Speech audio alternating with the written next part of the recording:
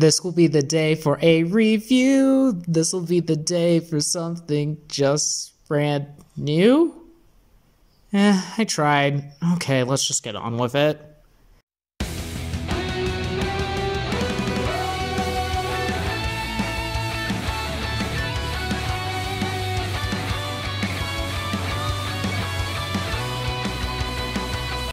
Hey guys, it's the Lyoko Gem and welcome to another video. Today we'll be reviewing Volume 1 of the hit Rooster Teeth animated series RWBY, and just getting into it. How does Volume 1 hold up? Let's find out. So to start with, let's give a quick sum up of what RWBY is in Volume 1. RWBY is a show about a bunch of kids who go to a school where they train to become monster-slaying badass huntsmen thanks to these creatures called the Grimm that terrorize their world. It's your good old fun, magical schoolgirl anime with that chosen one deal as a plot twist. Of course, we don't know for sure that RWBY is a chosen one yet, but you know, we get all kinds of hints at that. Ruby Rose, you have silver eyes. Yeah, that sounds important. Anywho, the show opens on a narration about the world with stuff about the Grimm, the dust, and junk like that, and it's fun. Only to transition to a dust shop being robbed by a group of thugs being led by a guy named Roman Torchwick, who is honestly a lot of fun. But they're stopped by this girl named RWBY, who is then later brought into a school to train to be a huntsman despite her young age. Oh wait, I guess there's the chosen one aspect. Anywho, we go into Ruby Rose's adventures as she goes to school, makes some friends, becomes leader of Team RWBY, and gets into all kinds of trouble with the secret crime organizations and learning about military-grade secrets. Fun, right? As far as writing goes, this show at least manages to build things up well enough, at least as far as the first season goes. We know enough to go off on, and that's good enough. The world building does become more of an issue later on, but we'll cross that bridge when we get to it in later reviews. The story itself, though, isn't that great for the first season. It's very typical and boring with the magical schoolgirl anime deal going on. This isn't really a bad thing, but it doesn't really do much interesting with its world at this current point in time. I mean, the show certainly has its moments in Volume 1, like the John arc, that being like the arc, not the character, yeah. The ending arc with Weiss and Blake, and just the ending in general to the point where when Wings starts at the end of the season, even after the third time, I still get chills. But honestly, that last part is only because it uses over-the-top battle scenes to make up for a rather bland story in this season. Now, this is not to say it's all bad and that the fights are the only thing carrying Volume 1, but, you know. But among other writing issues for Volume 1, we also have the kinda awful dialogue that goes on in this season. Now, this is mostly a problem in the early episodes, but it's still worth noting. I mean... Yeah, and we can paint our nails and try on clothes and talk about cute boys like tall, blonde, and scraggly over there. Hmm?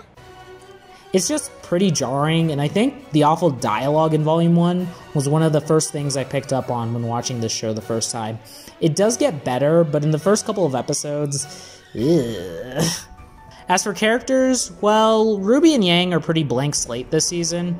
RWBY is your protagonist, and Yang takes on the supportive older sister role. They're not super interesting, but they fill their roles well here.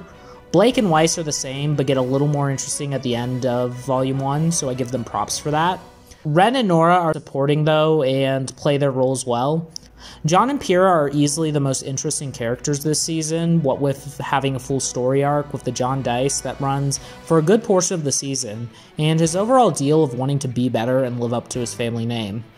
Honestly, John does a good job as a protagonist this season, and I'm hoping that RWBY can step it up in later seasons. Spoiler alert, she doesn't for like 5 seasons. But anyway, that's all I really gotta say about the writing. As for art and animation, while I'm a person who doesn't really mind it, the animation isn't the best. A lot of it looks like it comes out of a PS2 game, and that can definitely bother some people. Good thing things improve in Volume 4 and even more in Volume 6. But at least it makes up for that with fantastic action sequences. Honestly, the battle in RWBY Volume 1 are always fun to watch, with some of my personal favorites being the one at the end of Players and Pieces, and of course the one at the end of the finale. I mean, look at the sweet, adorable girl tear that bird's head off with her gigantic scythe. And come on, who doesn't love a monkey with funchucks? RWBY fights are great! And with the animation out of the way, the only real topic in this review I'd like to bring up is the music. And what do I have to say about Volume 1 soundtrack? I love it! RWBY has a great score from the edgy opening to the beautiful wings. It's great. RWBY's instrumental soundtrack goes super well with the show. It goes very well with this wonderful world of fairy tales, and it's great. I absolutely love it. RWBY is very good at music, and I can't help but love what it does with it. But with all of that being said, RWBY Volume 1 is a show with an admittedly interesting world that does a lot of nice setup, but doesn't really do a lot with the concept, choosing mostly to be your basic, run-of-the-mill, magical schoolgirl anime, with mostly bland characters that remain rather static and can have horrendous dialogue. Great fight scenes and great animation don't save this, and because of that, at the end of the day, I have to give RWBY Volume 1 a 5.5 out of 10. It's very average and isn't that interesting. I enjoyed Volume 1, but it wasn't as gripping as later on in the series. I saw that RWBY was nice, but at this point, it clearly wasn't anything spectacular. But still, whether it was spectacular or not, we were introduced to a world of new solutions and one of bloody evolution. It was a new world with new heroes who understood that this will be the day.